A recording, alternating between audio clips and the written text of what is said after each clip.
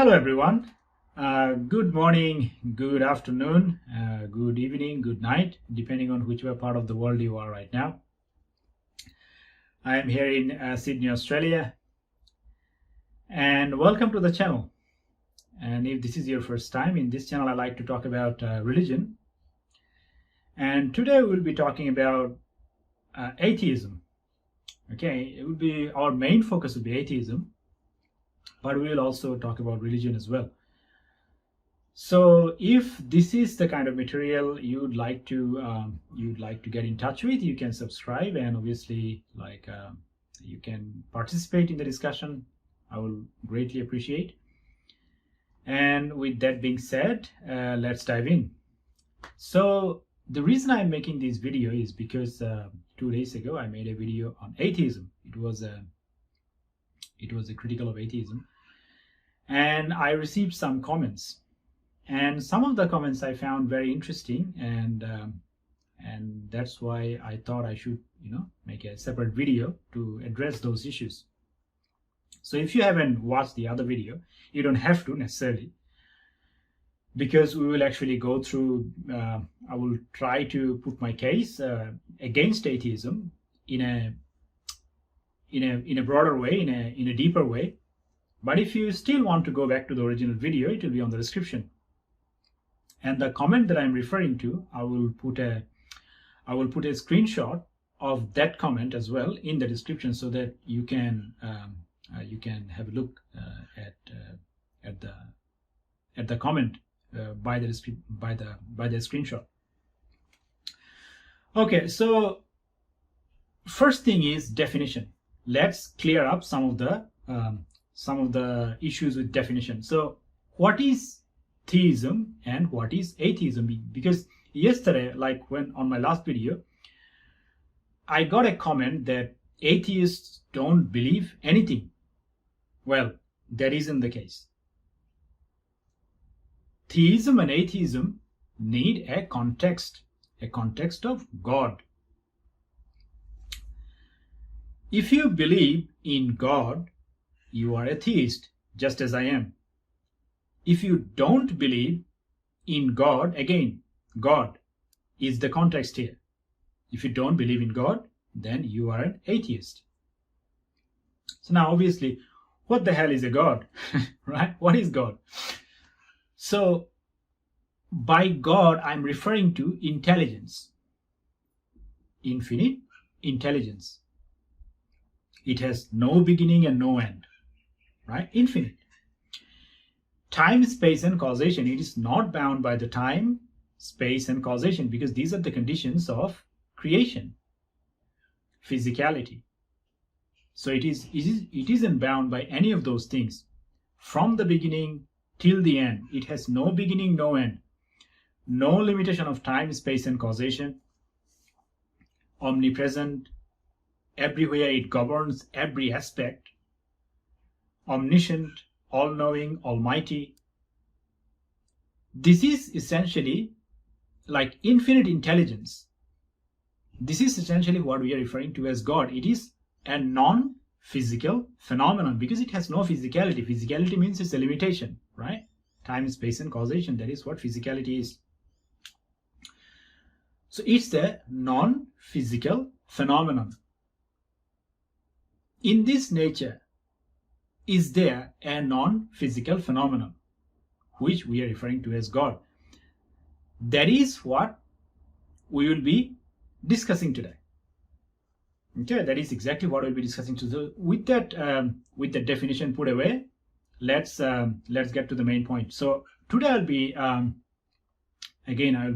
pulling up a comment, and as I said, I will put a link. A screenshot in the description. You guys can go back and have a look yourself. So the comment that I will be referring to, and this comment will actually, as we go through this comment, we'll actually address some other comments as well. So the comment that I'm referring to is from Robin Dude, and this gentleman made some very interesting points. So I will try my best. Again, there are some there were some comments regarding evidence. Like you made a lot of claims, right? I mean, in my other video, that you made a lot of claims, but you haven't really backed that up, right? So I will try my best. I will try my best again. You have to accept my own limitations too. I will try my best to give as much evidence as possible, and also on top of that, I will try to give some of my own experiences to clear up some of the confusion. So this video could be a little bit longer, but you guys can stick around. So this is from Robin Dude. Information, in bracket, and knowledge comes to exist when, in time, some brain or computer matter space changes from one state to another. Causation. Now I find this comment very interesting, like this part of the comment very interesting. Now before I get to the details, by state, changes from one state to another.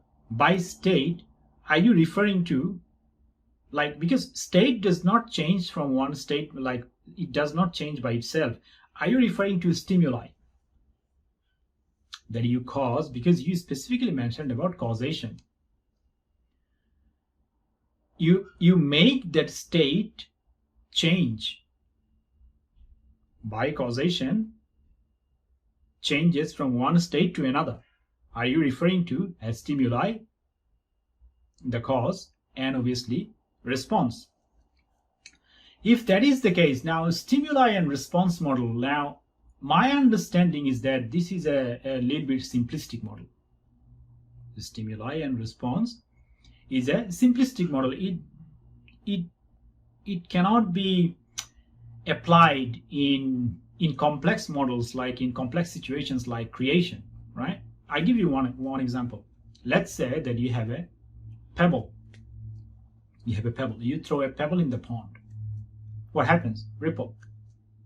It doesn't matter which part of the world you go, you find a pond, you throw a pebble, there will be a ripple. It doesn't matter which part of the world you go. It doesn't matter whether you throw a pebble in the ocean.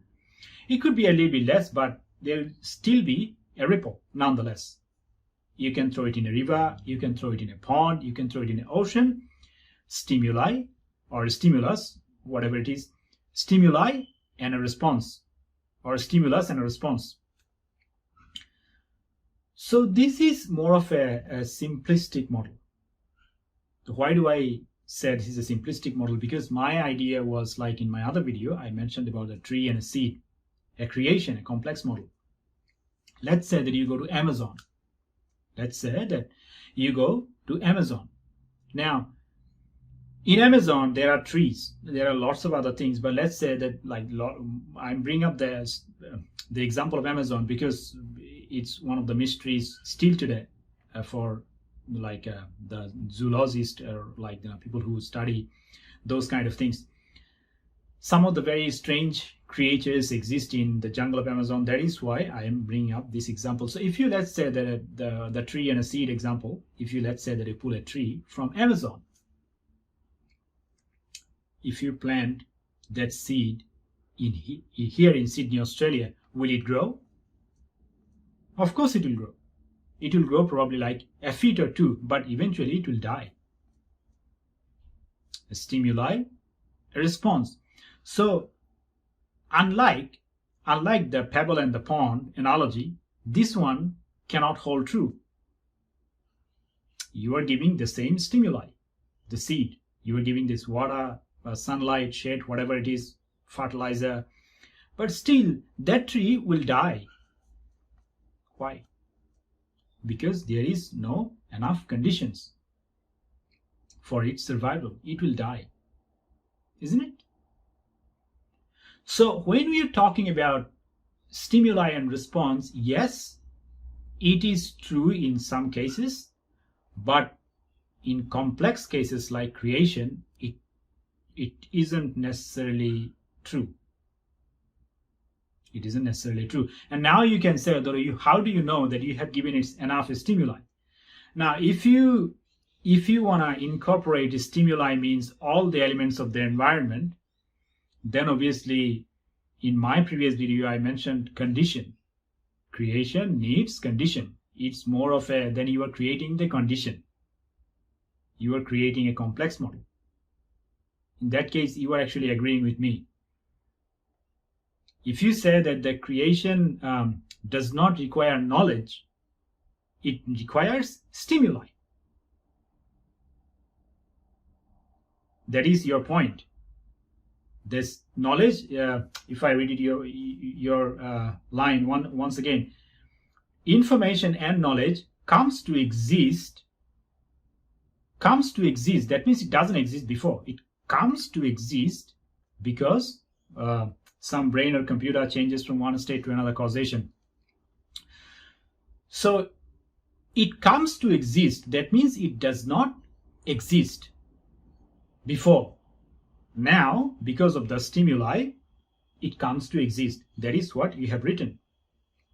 And that is what I don't agree with.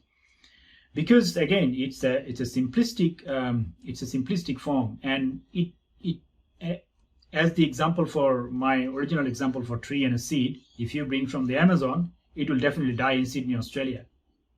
If your model has to be true, it has to be true in every cases, but it isn't the case in creation, at least for this example. And again, like Amazon, there are lots of plants in, let's say that in India, there are thousands of different plants in India. They're not going to grow in Sydney, and vice versa. Avocado doesn't grow in India or Asian subcontinent for that matter. Avocado doesn't grow there. I've never had an avocado in Bangladesh or in India. Why? Because it's not going to grow there. It'll probably go like a feet or two, or a meter or two, but that's it. It'll die. Because again, there is not enough conditions. So stimuli and response model is not necessarily an answer for a substitute for what we are referring to as knowledge. So now obviously this brings us to the next point, that what is the source? You said that it comes to exist, that information and knowledge comes to exist in time. It comes to exist in time. But in my video, I said very clearly that it's already there. Knowledge is within. That is what I said, that my body has infinite intelligence. Now, one of the comments was, how the hell do you know? How the hell? What proof do you have? Okay, so I'm going to address it. Again, I will try my best to make it as logical as possible, as elaborate as possible. So my understanding, again, going back to my book example, that thoughts are matters. This is where I am coming from. Thoughts are matters. If you think about the creation of mankind, the things that man have created, forget about a super being like a superhero, God. Things that man have created. Man also created something, right? Right now we are, like I'm making a video. YouTube, made a video for YouTube. Internet. 50 years ago, I believe internet came, 1960s or 70s, something like that. 50 years ago, there was no internet, or let's say 100 years. 100 years ago, there was no internet. That means someone thought about it. Thoughts are matters. Now you have internet. This is a creation by man. A car, a phone, the phone that I'm recording to, a laptop that I'm reading from. All of these things are created by man. Somebody had to think about it. An airplane. There was no airplane from the beginning of creation. Somebody had to think about it. Somebody thought, and then that airplane became a reality. Thoughts are matters. You have thought on one hand, matter on the other. Someone thinks, that thought manifests as a matter, as later on. So this is my original point.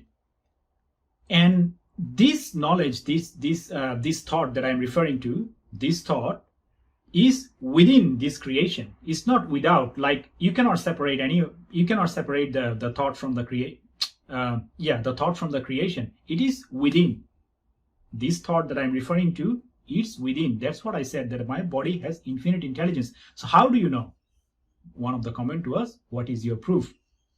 I gave you this. Your existence is the proof. The reason you exist is the proof of that knowledge. The reason you exist is the proof of that knowledge. Now, there can be some other issues like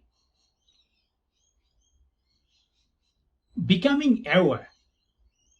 You may have the knowledge, but you are simply not aware of it. That could be one aspect. Let's say that I give you one example. Actually, I'll give you a couple. Yeah, I'll give you a couple of examples. First one, first one. Consider that you are in a dark room. You go into a room fully dark, right? Fully dark. You turn on a light. You switch on a light. You see some part of the room. Now you become aware a little bit. You become aware of that room a little bit. You turn on another light. You become a little bit more aware of the room. Now you say, oh, that is the fire exit. If something happens, you know that this is your exit. You turn on another light. Oh, there is the sofa. Now you can sit down. You turn on another light. Oh, there is the bed. You can sleep if you want. You turn on another light. Oh, that is the toilet. You turn on another light. Oh, that is the kitchen. As you turn on all these lights, you have now a clear understanding of what is in that room. What is in that room? Becoming aware of the knowledge that is within you, you are becoming aware of that knowledge that is within you. Slowly, slowly, slowly. That doesn't mean that knowledge is not within you in the first place. It's within you in the first place, but you are simply not aware of it. You are simply not aware of it. Now, what is the real life analogy? Like, this is a hypothetical example. Our human brain, is the most complex thing has ever existed, right? Far complex, much more complex than a supercomputer. Probably thousands of supercomputers put together is not even equal to a human brain. So let's talk about Albert Einstein. Albert Einstein. How much of his brain he actually used? I'm talking about Albert Einstein. How much of his brain, capability of his brain, he actually used during his lifetime? 5%. If you think about all the brilliant people on this earth, like the Albert Einsteins of 2021, right? Again, what percentage of the brain they're using? 5%. And if you're an average, let's say if you're an average Tom, Dick, and Harry, right? Average Tom, Dick, and Harry, how much of their brain they're using? 1%, 2%. So broadly, you can say that 90 to 95%, or almost like more than 90% of the brain is completely wasted. Like, you have no idea what the heck is in the brain. You have no idea whatsoever. Not just you, like no one on this earth can actually tap into that brain. We don't know anything about it. It is just a mystery. It is just a mystery for the scientists that we cannot access that part of our brain. Why? And what is in that brain? So if you are talking about potential, like we are talking about the knowledge, right? That the knowledge is within. It is non-physical. I mean, it doesn't have a physical existence, and that knowledge is within. Your body has intelligence. And you cannot really tap onto your brain. So what is in your brain? I give you the analogy of the dark room. How you become aware of this brain, how you activate that 90% of the brain, we don't know. I don't have an answer for that. I have no specific answer for that question, that how am I, okay, let's say that I agree with you, you agree with me. Let's say that I have intelligence. But how am I going to access it? I have no answer. I don't know. I have no answer. Now, there is another reason. Why am I telling you this? Like, if I go back to the religion thing, right? I mean, you can read the name of my channel, Hindu by Choice. Like, I'm vouching for a religion here, right? Obviously. Why am I talking about Hinduism? Now, Hinduism has some very interesting ideas. One of the idea is reincarnation. One of the idea is reincarnation. That means you reincarnate. Let's say that I'm a human being on this life. You reincarnate. You become something else on your next life. That is what reincarnation is. You reincarnate. You come back over and over and over again. And you are something else in your past life. You are something else in your past life. Where does this Hinduism come from? Like, what was the problem? What was the problem? Like, every model, like Hinduism is a model or lifestyle or solution, every solution comes in response to a problem. So what exactly was the problem? Now, Indian philosophers, like thousands of years ago, like Hinduism exists as of today, as all the records that we the historians, archaeologists, all the records they found, that Hinduism exists at least for 5,000 years, at least. It could be longer, could be 7,000-10,000 years. So what was the problem that they tried to solve 10,000 years ago or 5,000 years ago? The problem was this. Imagine a shackle, bondage. Imagine a bondage. Let's say that my hands are tied. I'm bound. I can't move. So what are you going to do? If I put you in shackles, if I put you in chains, what are you going to do? You will try to get out of this shackle. You will try to break free from this shackle, right? So their model, their thinking model was that this body is a bondage. They somehow activated that part of the brain. Somehow. They said that, oh, you actually reincarnate. You actually came back to this earth. You were something else in your past life. And then. You have lots of these past lives before you, before this body, before this human being, before you became a human being. So, as a human being, how many sufferings, how much sufferings you go through every single day? How much sufferings you go through, like the emotional drama. Let's say that, like even food, like we cook our food, is very well prepared. Despite all of those things, you suffer. You grow old. You grow sick. Isn't it?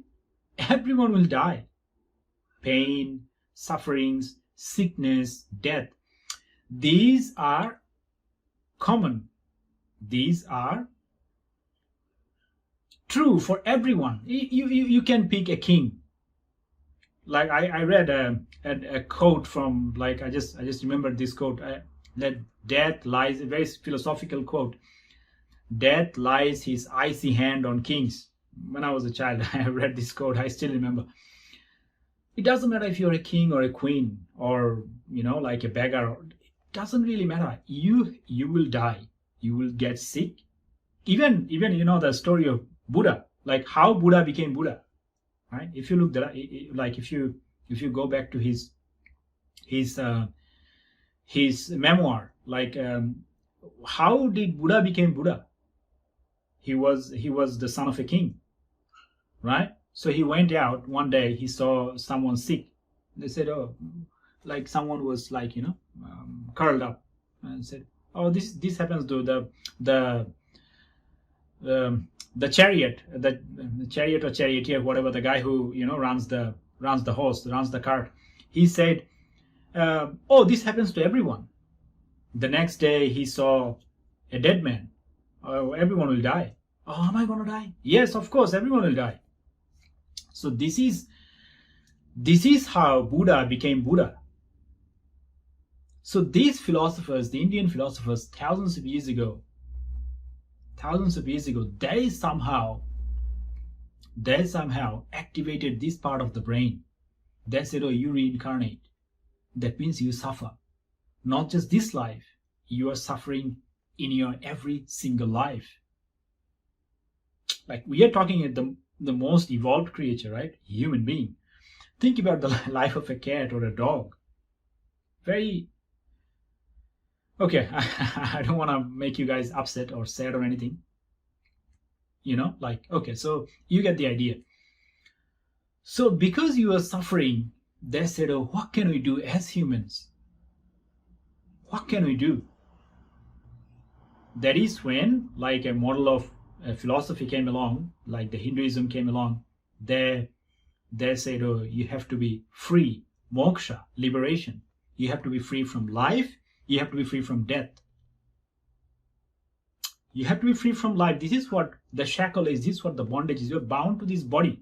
You have to rid of this body. That is what a model. That is how Hinduism came into existence. But the problem was this bondage, this reincarnation. So that means they somehow activated their part of the brain. So if you were saying that the knowledge does not exist within you, you may not be aware of it, but there are clear instances. I give you one, this Hinduism, there are clear instances that this part of the brain can be activated in one way, some ways. Can be. There is possibility.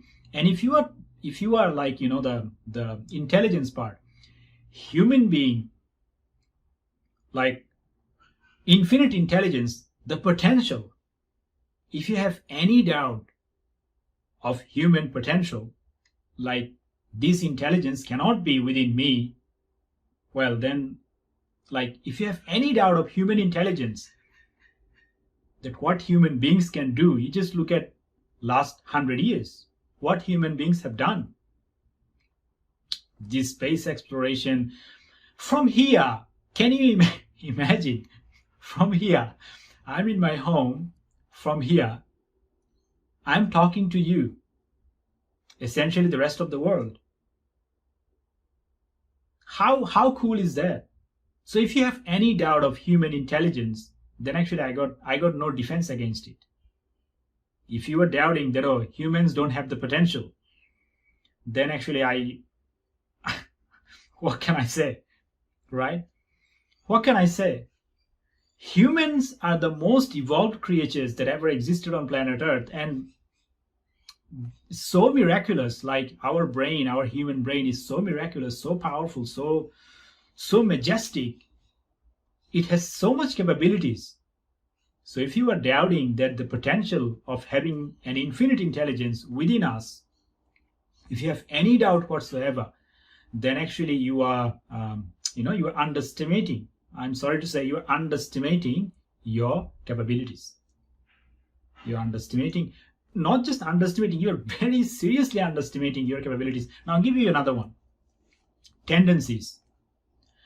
Some people are good at something than other people. Albert Einstein, he is good at maths. Undoubtedly, he's good with equations, he's good with maths. Now, not everyone is as good as Albert Einstein.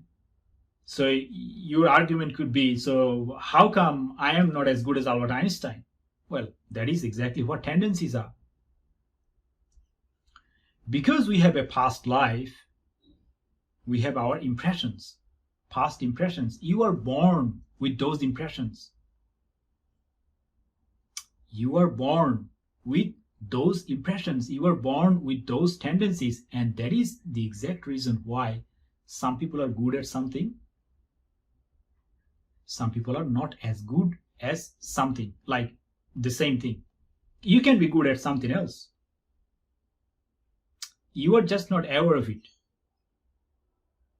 You are not aware of it. Maybe you are very good at, writing poetry. I'm just pulling up an example. Maybe you are very good at writing poetry. You may not be aware of it because you never tried. You haven't got the stimulus. You haven't got the stimulus. I could be very good at, medicine. Who knows? I never tried medicine.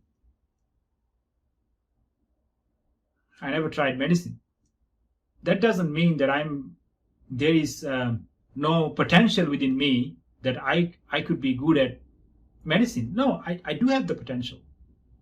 But because of the tendencies, because of our past life, our past impressions, the knowledge that we are born with will be exceptional at something. But unfortunately, because this knowledge is infinite, you need infinite stimuli. Again, that dark room, you need to turn on the lights. How are you going to do that? I don't know. Because of that limitation, you cannot you cannot expose yourself to all the conditions, all the stimuli. Because of that, you probably not gonna know what you are actually good at.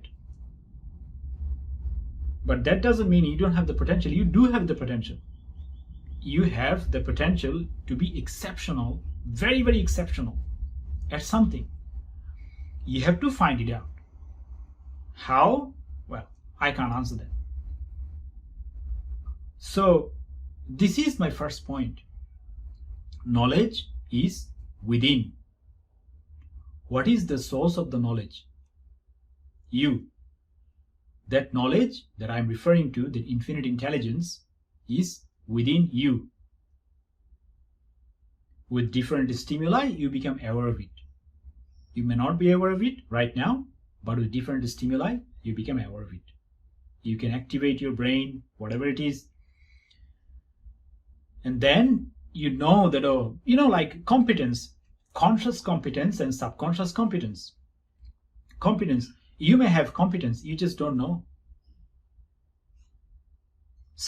Subconscious competence, maybe you are doing something for which you have never been trained.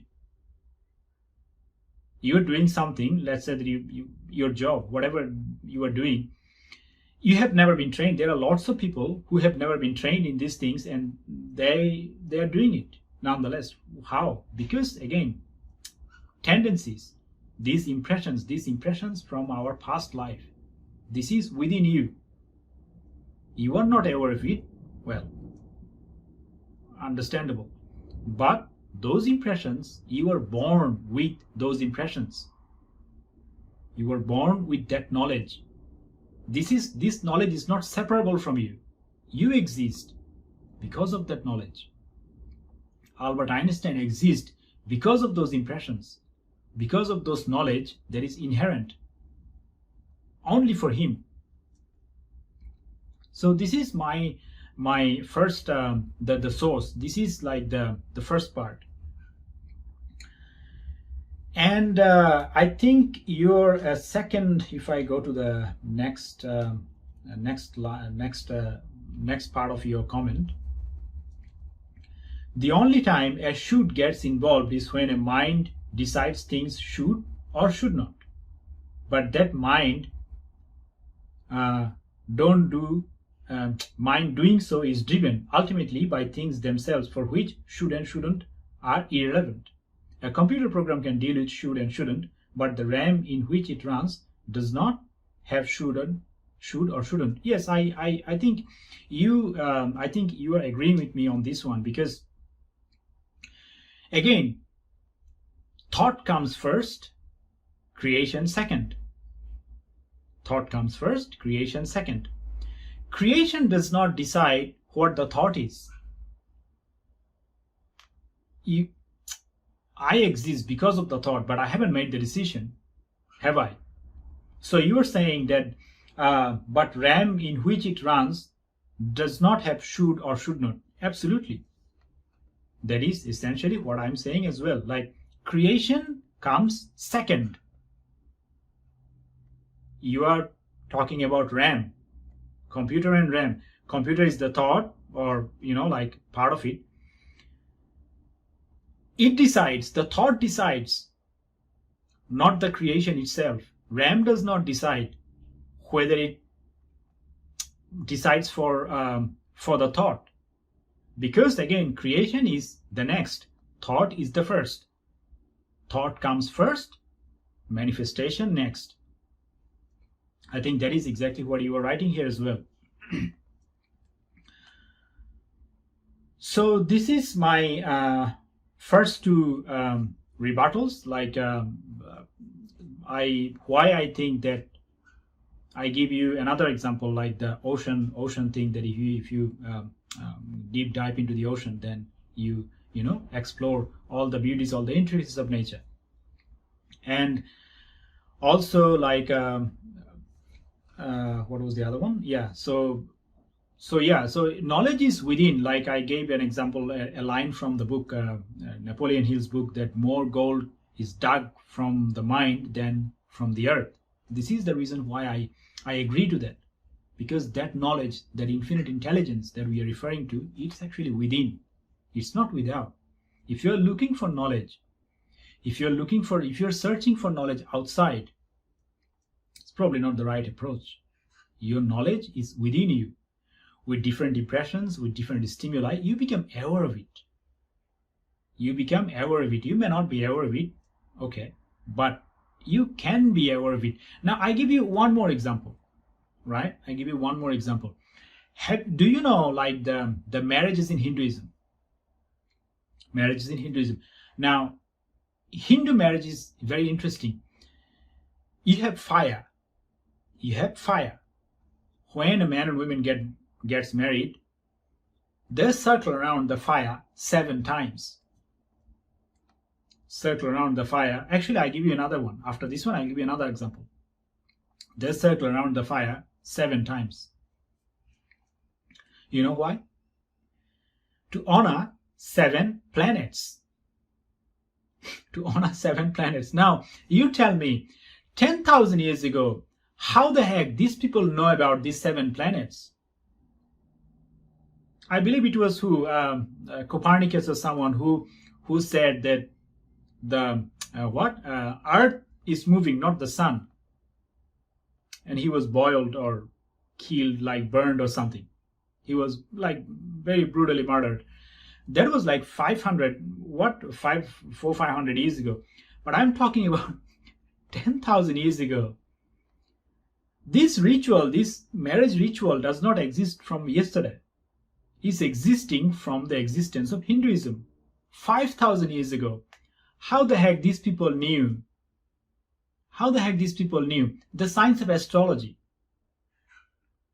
The science of astrology. How do they predict a human life? Like what you will be at the time of your birth. They do it like the India, they have a system. At the time of your birth, they're gonna create a birth chart. Based on the planetary positions, they will predict what you will be at which age. Can you believe? Even today. And again, this practice exists for at least 5,000 years.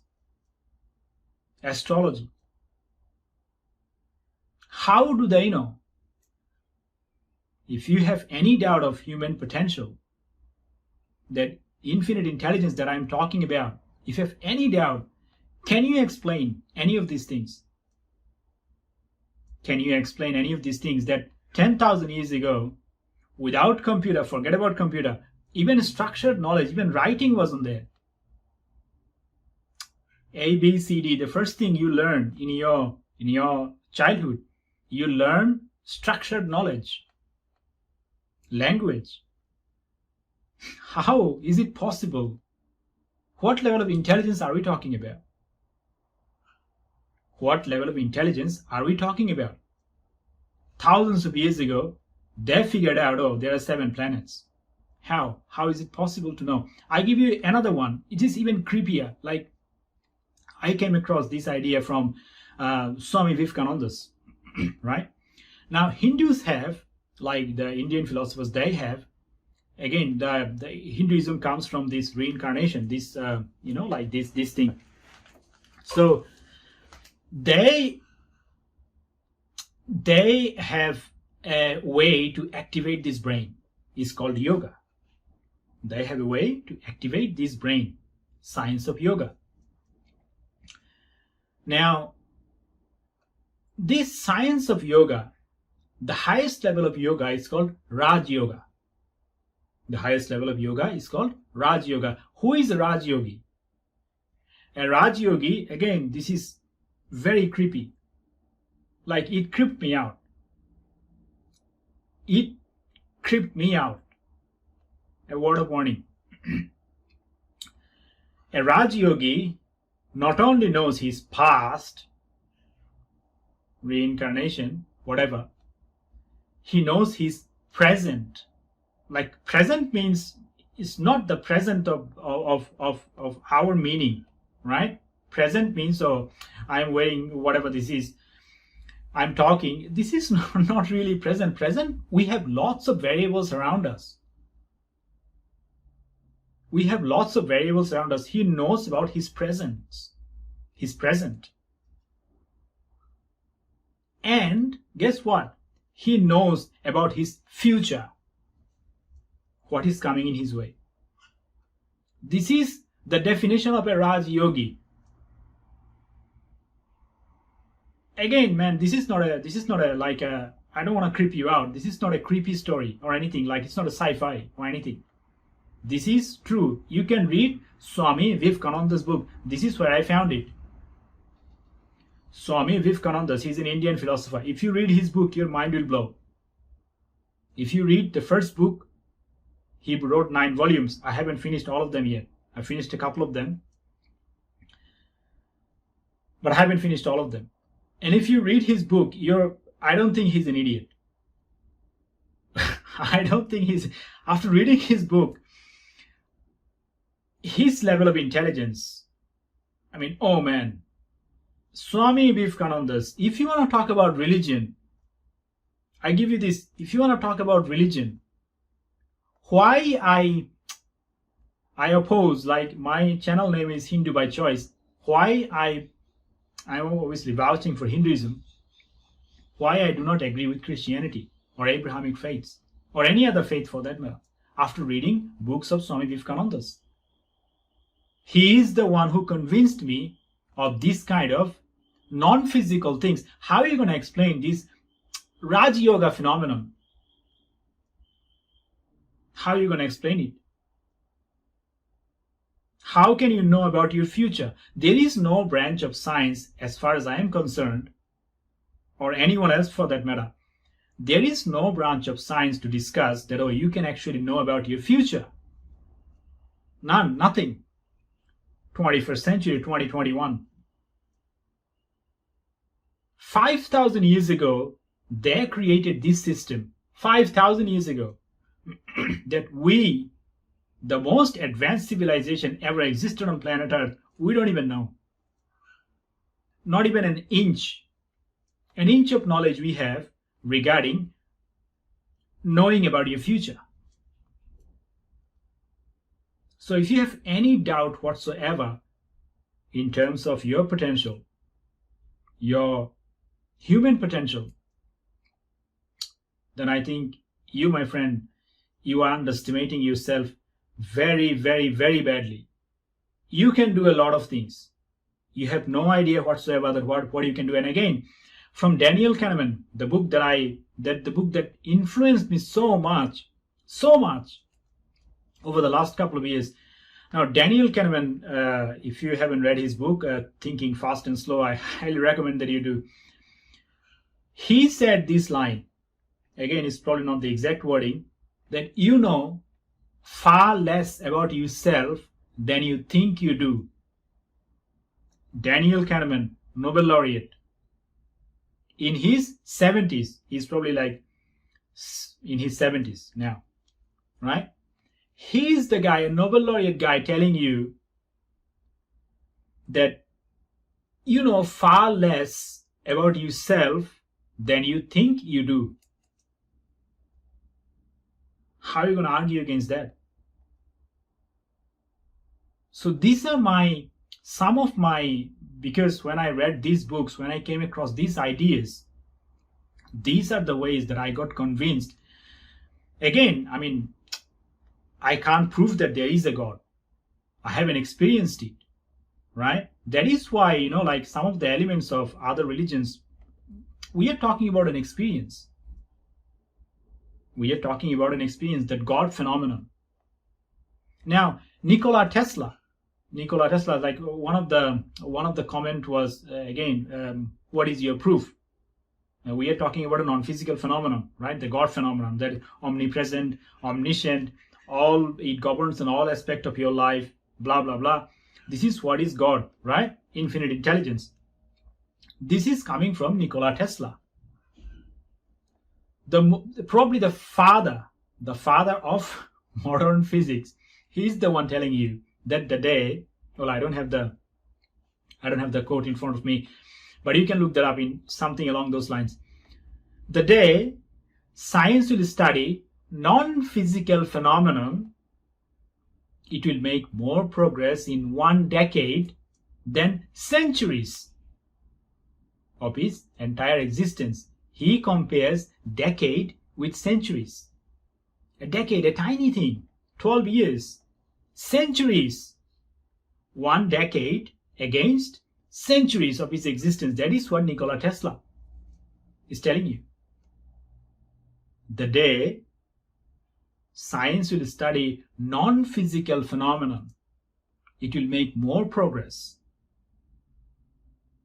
than that of its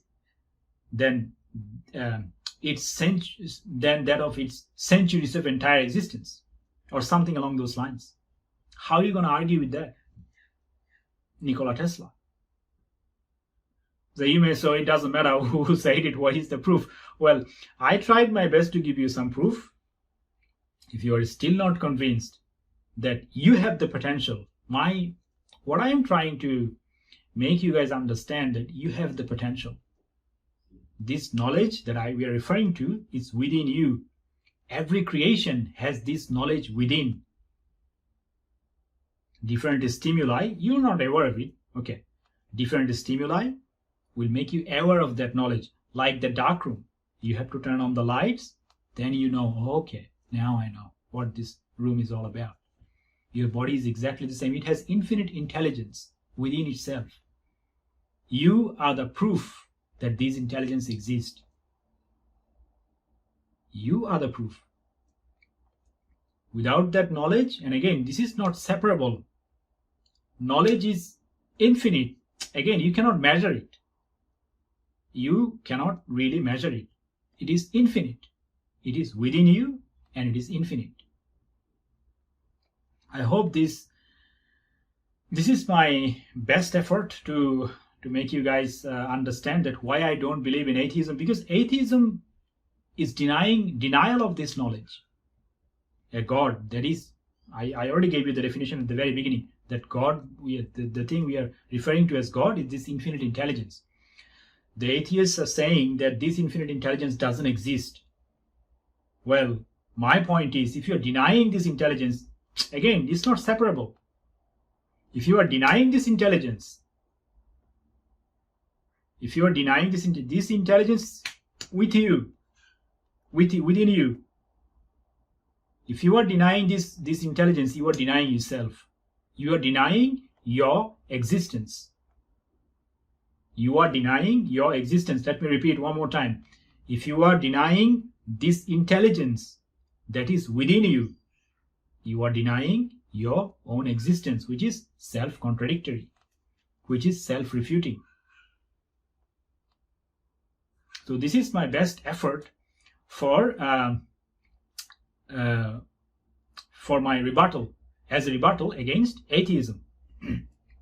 Now, to Robin Dude, I have another point. Now, he made another very interesting point, which is ultimately, that is what I'm reading, like the last part of his comment. Ultimately, if there is any purpose to our lives, it is only in ensuring our species continues. And that has nothing to do with knowledge per se. Something we can tell because plenty of other things survive. Something we can tell because plenty of other things survive without knowing anything at all. So, what is the significance of purpose and knowledge? What is the relation between the two? Now, this is my second point against atheism. This is my yet another point against atheism. My understanding is, as human beings, we have some very specific needs. One of the need is to have a purpose, attaching ourselves to something bigger than us. Attaching ourselves something bigger than us, a purpose. I give you this.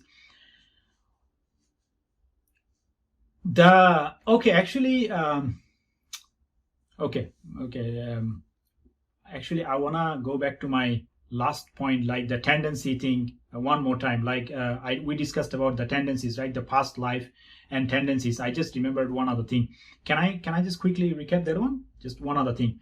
In regards to my previous point, that if the knowledge is not within my own experiences, just just a couple of more minutes. Why I have created this channel? I watched a video. I actually forgot about my experience, that these are the things that I read, or but I haven't given my own experiences. I actually forgot it. Apologies for that. But I will come back to here one more time. I'm gonna give my experiences as well in regards to my second point, like my first point. My first point was, you are denying the knowledge that is within. Why did I create this channel? Why? Because I watched a video from Dr. David Wood. His video was Why I Am a Christian. It's a very interesting video. Like, if you haven't watched that video, I highly recommend that you do. It has so much impact on me. That video alone has so much, out of thousands of videos that I watched, this video alone has so much impact on me that I had to finally decide that I'm going to make a channel of my own to discuss these things. So long story short, if you haven't watched it, long story short, he's going down the tube, right? He's going down the escalator to get onto the tube. He's discussing that why he is a Christian. He's discussing that he is a psychopath. He bashed his father with a hammer. He bashed his father with a hammer. So he's going down the escalator. He's like, essentially, it's a metaphor, right? Your life is going downhill. And then, like, he ends up in prison. He gets onto the tube. That's where his inmate introduces him with the Bible. Journey with the Christ begins. Again, this is the lesson that I draw. It has so much impact on me, that video alone. Out of thousands of all of the videos that I watched, that video had so much impact on me. My life going down, journey with the Christ begins, and finally, salvation. Because of Jesus, he is salvaged. He comes out of the tube. That was the message. Again, the simplicity. Why I am a Christian. The simplicity, the execution. If you haven't watched that video, is so phenomenal, so awesome. Like, double thumbs up. If you are David Wood watching it, man, you have done a very good job. Double thumbs up. That video has so much impact on me. So much. The question is why? Again, stimuli. It is already within me. It is already within me. I couldn't stop thinking about that video for some time now. I had to come up with some explanations that do I agree with Christianity or not. Again, tendencies. This subject resonates with me. This subject resonates with me, echoing. That is exactly why I have come to this point to discuss those things with you guys. Make sense? This knowledge is within me already. I give you one more. I watched a movie, Spartacus. Long time ago. I mean, I'm talking about 10 years, 7, 8 years, 10 years, whatever. That movie has a scene, again, out of thousands of movies, like I'm talking about the combined thing, movies, TV series, dramas, this and that I watched, that 15 seconds clip, hardly 15 seconds, that clip stands out. Why? Again, it resonates. It's echoing within you. That clip that I'm referring to is, I don't know if you have watched that movie. It's a very, violent, like it's full of violence, like gore and blood and all kinds of things. In that clip,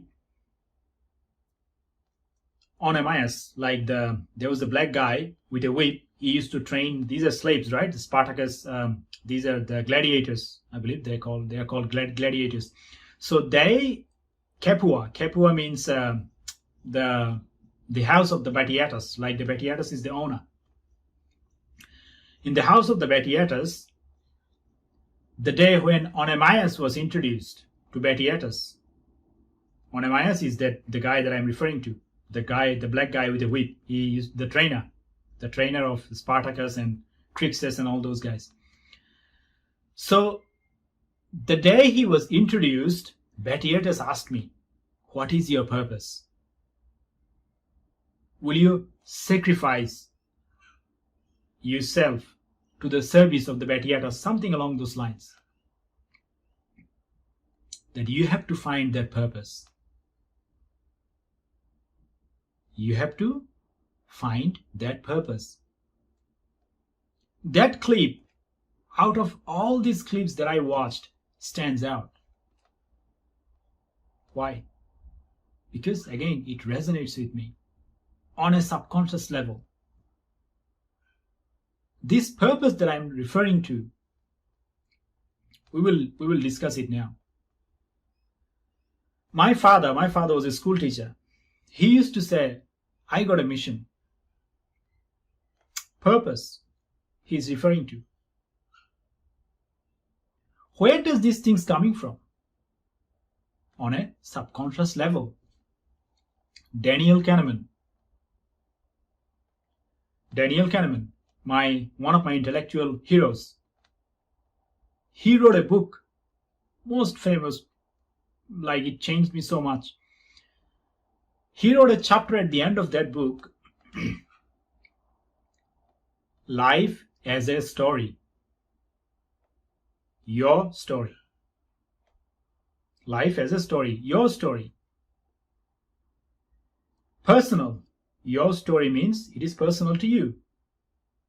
Viktor Frankl, a Holocaust survivor, he wrote a book, like I haven't checked the title before this video. Man's Search of Meaning, something along those lines. Man's Search of Meaning. He's looking for his meaning. Like, long story short, if I quickly give you the gist of the video, that he's saying, again, it's a Holocaust survivor, that life has no meaning. Life has no meaning of its own unless the meaning that you give it to. You give a meaning, that's when life has a meaning. Again, he's telling you, personal. You give a meaning. You give a meaning. And then it has a meaning. Otherwise, it has no meaning. That is the gist. Like, you can read it. I just saved you a couple of hours, hopefully. So that is the message of that book. That life has no meaning unless you give it to. So my understanding, like now I'm getting back to you. My understanding is that we have a void. We have a void as a human being. We want something personal. Something personal, a purpose to fill it up. This void, to fill it up, we need a purpose, an idea, that a cause that you subscribe to, you sacrifice yourself to, you attach to, something higher than you. Again, my experience and the experience of the people that influenced me, right? Purpose. If that clip from Onemias, like the clip that I just mentioned, Spartacus, why does it resonate with me? Why does it resonate with my father? I got a mission. My father is telling, he used to say it every single day. I got a mission. Purpose. Right? Purpose. Because it's a void. You need to fill it up. Now, atheism, the problem with atheism is they have no answer to this. Set of rules like be good to other people, do good things. Now, what is good? It's a subjective term. What is good to you is not good to me. What is good to you? Again, with generalized principles, these are personals. These are the stuff that I'm talking about, this purpose and all those things. This is in search of meaning. Your meaning, the meaning you give it to, this is given to you. Life as a story, Daniel Kahneman. Life as your own story. They are asking for something personal. But if you are coming from an atheistic background, you are talking about a generalized principle. It's not personal. Live a good life. What does that have to do with living a good life?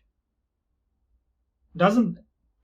Again, this is what atheism fails on a philosophical level. Like the example that I gave before, it is more of a, like knowledge, something like much more concrete.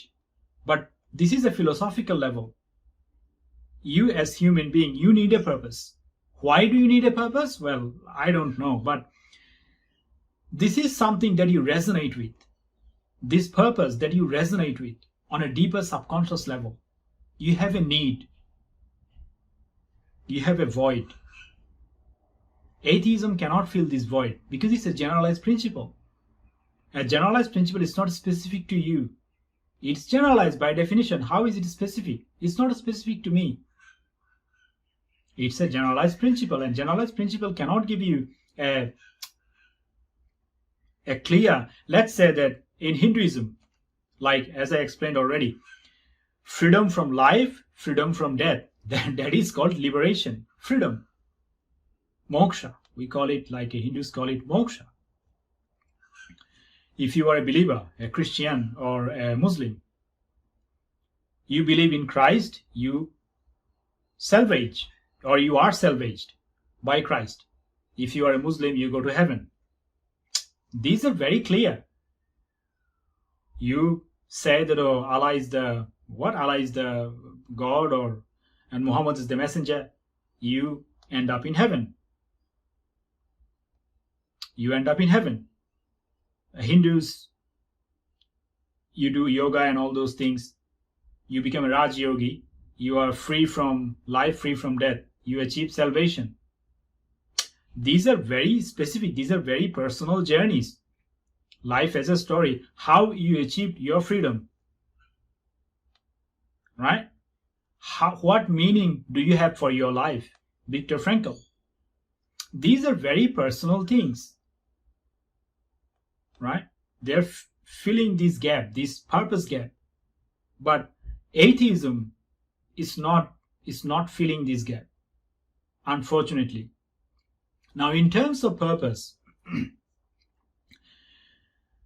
so religion is coming here, and religion will exist. I'm telling you this, because of this void, atheism cannot fill this void. Religion will exist. People will try to attach themselves with something higher than themselves. It's a void. You need to fill it up with something. That is where religion is coming, to fill this void.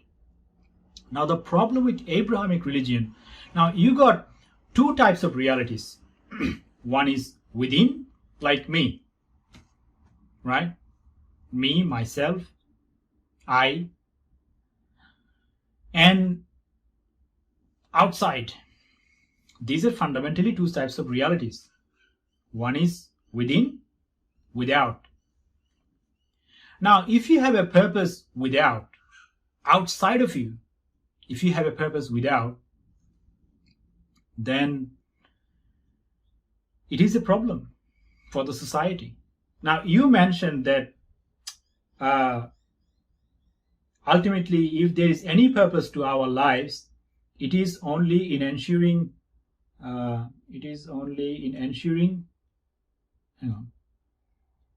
our species continues, and that has nothing to do with knowledge per se. So you want to continue your species.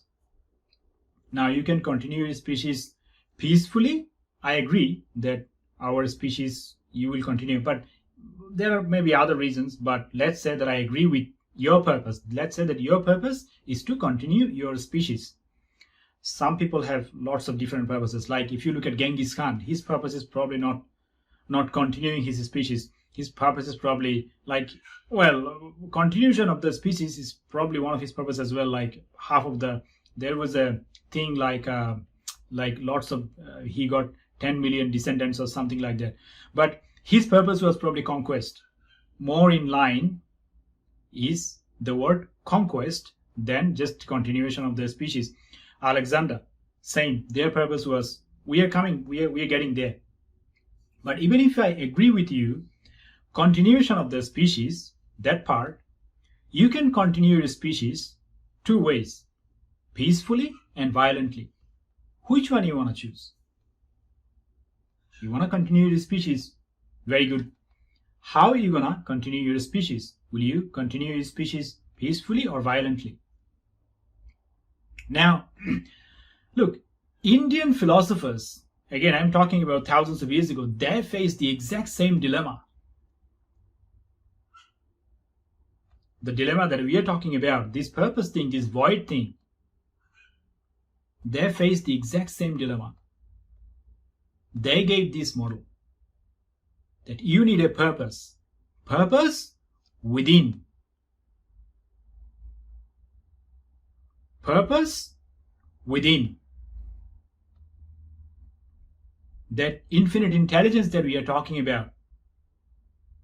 You make your purpose to know about that infinite intelligence.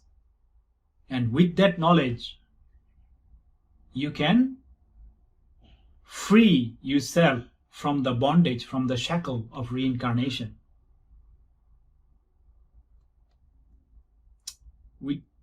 You need a purpose. Purpose within. And through that purpose, what you can achieve? You can achieve freedom. But this is not necessarily Christianity can do that. Islam, if you come to Islam, oh man, it gets even worse. What is the Islam's goal? You look at Afghanistan, these people want to establish Sharia law. These people want to establish Sharia law. They want to establish Sharia law onto the rest of the mankind. Purpose without. It is a purpose nonetheless. You may call them fanatics, but they are not really fanatics. They are not. They are the servant of a cause. They are just serving a cause. That's it. They have a cause. Again, this void. You have to fill it up. If you can't fill it up, you will end up with ISIS. Or if you fill up with the wrong thing, a purpose without, you will end up with Genghis Khan. You will end up with Abu Bakr al-Baghdadi. If you don't have a purpose within, now you have a purpose without. Because these are the two choices you have. You have to choose either a purpose within or you have to choose a purpose without. Now, if you choose a purpose without, you end up with wars. That is why the history of man, what is the history of man? Wars. Purpose without. The history of man. If there is anything the history can tell us, is that the history of man or mankind, whatever, is wars. Because what? We are looking outward. The ocean example that I gave you, that if you take a deep dive, that is how you get introduced to the intricacies, to the beauties of nature, like the beauties of yourself. The wonderful creatures, mountains bigger than Himalayas. You're not going to get it. You're not going to get it just by looking at the ocean. You will see only water. So my question to this is my explanation. My question to people coming from Abrahamic background: how are you going to create a peaceful society with a purpose without? And atheism, I'm sorry to say, if you are an atheist, where exactly are you? You don't even have a purpose to begin with. How are you going to say that atheism is the model of life when you don't have a purpose? If you have a purpose, that is okay. Then comes whether it's within or without. You don't have a purpose to begin with. How can atheism answer any of these questions? Can atheism answer any of these questions at all? Where is your purpose? How are you going to create a peaceful society? You don't even have a purpose to begin with. Even if you do have a purpose, how are you going to create a peaceful society when the purpose is without? So this is my challenge to my atheist brothers and sisters. If you are an atheist, my brother and sister, I honestly hope that my effort today sheds some light as to why I don't believe in atheism. I don't believe that it can create a peaceful model for the society. This is my honest hope. This is the reason why I I put this effort to make this video. Again, I tried my best. Again, there are lots of